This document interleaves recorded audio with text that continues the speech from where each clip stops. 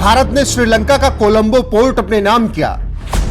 अब सीधे समुद्र से निकलेगी ऑयल पाइपलाइन। भारत ने चीन से लिया बदला, तिलमिला गया ड्रैगन। पूर्व विंग कमांडर ने भारत की रणनीति पर क्या कहा, सुनिए।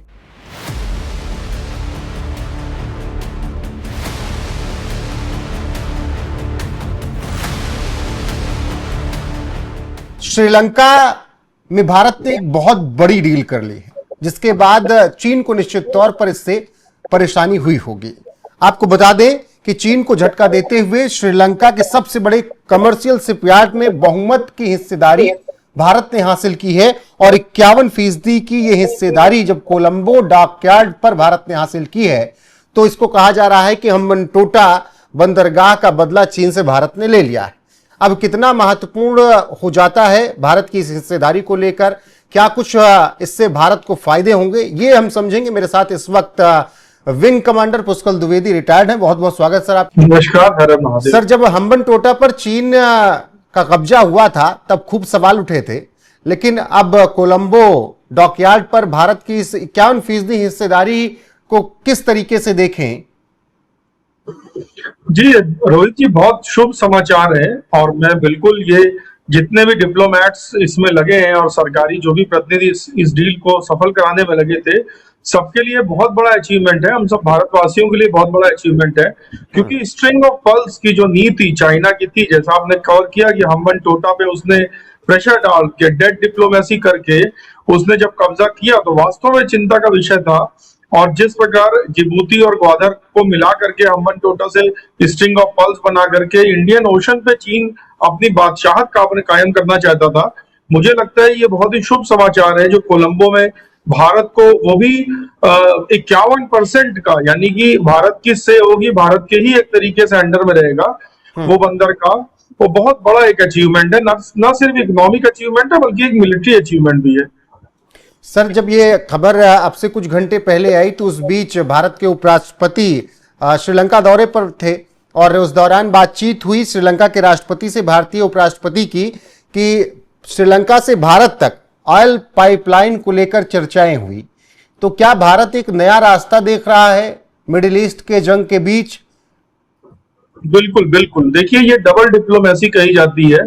पाइपलाइन की बातें जो हो रही हैं वो इंडियन ओशन पे पूरी बादशाहत हमारी रहे। वैसे भी हमारी नेवी का राज चलता है इंडियन ओशन पे। ये बात इस बार भी सिद्ध हो गई, जो ईरान का जो संकट हुआ, जो स्ट्रेट ऑफ हार्मूज का संकट हुआ, उसमें भी ये बात सिद्ध हो गई कि इंडियन ओशन पे भारतीय नौसेना की ही जो है बादशाहत चलती है। पाइपलाइन प्रोजेक्ट और ये बंदरगाह दोनों मिलना और दोनों शुरू होना, ये फ्यूचर की किसी ऐसी इवेंचुअलिटी के बारे में तैयारी है जहां पर कि हम कोलंबो तक बड़े शिप्स लाएं और कोलंबो के बाद उसको छोटे शिप्स में कन्वर्ट करके भारत के विभिन्न बंदरगाहों पे हम अपना माल रूट कर सकें। प्लस इसके सामरिक महत्व भी है। चलता फिरता एक हमको military airbase, military naval base मिला जा रहा है, भले ही वो डिक्लेयर ना हो, लेकिन जरूरत पड़ने पर सामरिक कारणों में हमारे सैन्य मामलों के लिए उसको बिल्कुल यूज किया जा सकता है और यूज होगा भी। रिपेयरिंग का बहुत बड़ा हब सेंटर है कोलंबो डॉकयार्ड, और पूरे विश्व की जितनी भी शिप्स हैं जो यहाँ से गुजरती हैं, एक बड़ा प्रतिशत है उनका जो यहाँ पे रिपेयर सर्विसेज लेता है, मेंटेनेंस सर्विसेज लेता है।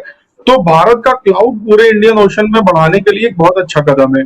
पाइपलाइन प्रोजेक्ट के बारे में तो मुझे लगता है ये बहुत स्मार्ट प्रोजेक्ट है और ये प्रोजेक्ट जितनी जल्दी जो भी सरकार सत्ता पे रहे आने वाले 7-8 सालों में, उसको जल्दी से जल्दी इसको पूरा कर लेना चाहिए, जिससे भारत और भी ज्यादा मजबूती से इस इंडियन ओशन के रूट पे खड़ा हो जाए।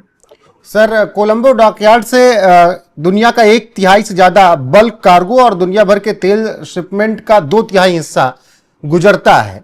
ऐसे में भारत का अगर वहां पर कब्जा हो ही गया एक तरीके से, मतलब भारत ने वो हिस्सेदारी ले ही ली, तब इसको किस नजरिए से देखें? क्या इस पर कुछ प्रभाव पड़ेगा या भारत को इससे कुछ फायदा होगा?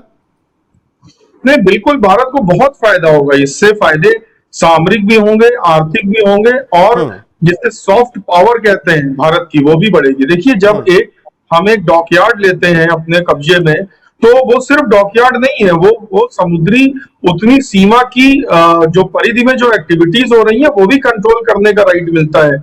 वहां का एयर स्पेस भी लिमिटेड मायनों में वो कंट्रोल करने का, उसकी सुरक्षा करने का राइट मिलता है। और वैसे भी भारत के जो श्रीलंका के आसपास का जो सी है और जो एयर स्पेस है, दोनों का कंट्रोल अभी भी भारत के ही पास है, यानी भारत ही वहां पर एक बहुत बड़ी शक्ति है।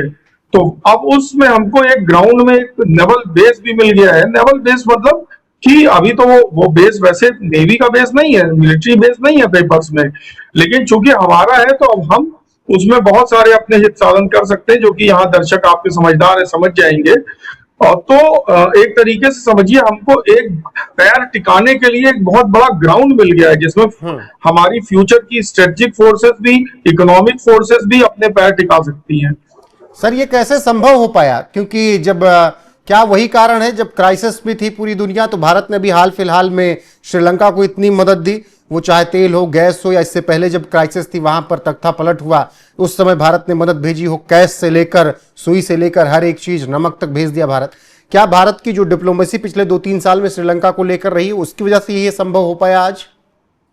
नहीं, मुझे ऐसा नहीं लगता। देखिए, मदद करने से कोई इतने बड़े समझौते और वो नहीं लेते, कोई यहाँ खुश नहीं होता है। उसके दो कारण है क्यों ये समझौता हुआ है कि भारत की विस्तारवादी नीति कभी नहीं रही, ये बात एस्टेब्लिश फैक्ट है। श्रीलंका इस बात को जानता है कि भारत कभी श्रीलंका पे कब्जा नहीं करेगा, क्योंकि भारत की विस्तारवादी नीति नहीं रही है। जो भी हमने नीतियां आजादी के बाद से और आज की सरकार तक हमारे सारे प्रधानमंत्री और हमारी जो डिप्लोमेसी है वो यही करती और कहती रही कि हम किसी भी जमीन पे कब्जा नहीं करेंगे किसी दूसरे की। तो श्रीलंका इस बात के लिए पूरी तरीके से निश्चिंत था कि चाइना के विस्तारवादी विचार, और जिस प्रकार चाइना ने हम्बन टोटा में एक तरीके से जबरदस्ती नाक रगड़वाई श्रीलंका को और जबरदस्ती कंट्रोल लिया, तो उससे उसको ये पता था कि हमको भारत की गोद में बैठना ही हमारे लिए बेहतर है, क्योंकि भारत हमारे ऊपर कब्जा नहीं करेगा। दूसरी बात कि जो वहां तमिल रहते हैं श्रीलंका में, इंडियन तमिल लॉबी का उसमें बहुत बड़ा हाथ है।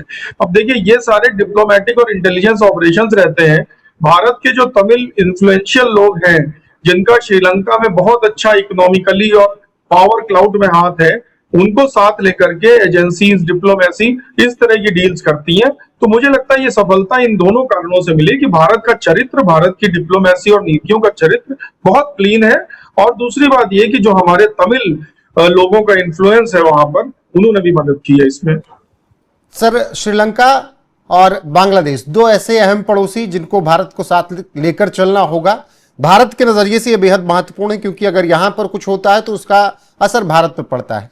क्या भारत ने यह तय कर लिया है कि भले ये थोड़ा बहुत इधर उधर भटके श्रीलंका और बांग्लादेश, लेकिन इनको अपने साथ ही रखना है किसी भी हालत में? जी बिल्कुल, आपका कहना सही है। श्रीलंका और बांग्लादेश और नेपाल भी हमें लगता है कि साथ रखना चाहिए। भारत तो ये बात को जानता है, लेकिन चरित्र में अंतर है। नेपाल का चरित्र अलग है, श्रीलंका का चरित्र अलग है और बांग्लादेश का चरित्र अलग है। तो उनको कब्जे में रखने की, अपने अपने साथ बनाए रखने की, अपने छोटे भाई की तरह रखने की नीतियां अलग है। श्रीलंका में जो विद्रोह हुआ और उसके बाद जिस प्रकार से वेस्टर्न और चाइनीज शक्तियों ने वहां पर अपना इन्फ्लुएंस दिखाया, तो आज श्रीलंका के पास भारत के सिवा कोई सेफ ऑप्शन भी नहीं है, क्योंकि एक तरफ इस्लामिक देशों की जिहादी मानसिकता है, दूसरी तरफ चीन की विस्तारवादी मानसिकता है, और तीसरी तरफ अमेरिका जैसी कंट्रीज की वो मानसिकता है जिसमें श्रीलंका जैसे थर्ड वर्ल्ड कंट्रीज को अपना गुलाम आज भी मानते हैं। तो मुझे लगता है बहुत बुद्धिमानीपूर्ण निर्णय है श्रीलंका का कि वो भारत के नजदीक आ रहा है। रही बात बांग्लादेश की, तो बांग्लादेश का चरित्र मजहबी है, वहां की डीलिंग अलग है, और सिमिलरली नेपाल की डीलिंग अलग है। ठीक सर, बहुत शुक्रिया। फिलहाल भारत को एक बड़ी कामयाबी और चीन को इससे जवाब भी है, तो ऐसे में सर ने बहुत विस्तार से समझाया कि इसके महत्व क्या हो सकते हैं, किस तरीके से ये भारत के लिए एक बड़ा फायदे वाला सौदा रहा है और क्यों रहा है, एहसान या मदद की वजह से नहीं रहा है, कारण क्या रहे वो भी सर ने समझाया। बहुत शुक्रिया सर आपका जुड़ने के लिए। बाकी आप लोगों की राय क्या है इस वीडियो पर कमेंट सेक्शन में जरूर बताएं। बने रहे हमारे साथ लगातार। नमस्कार।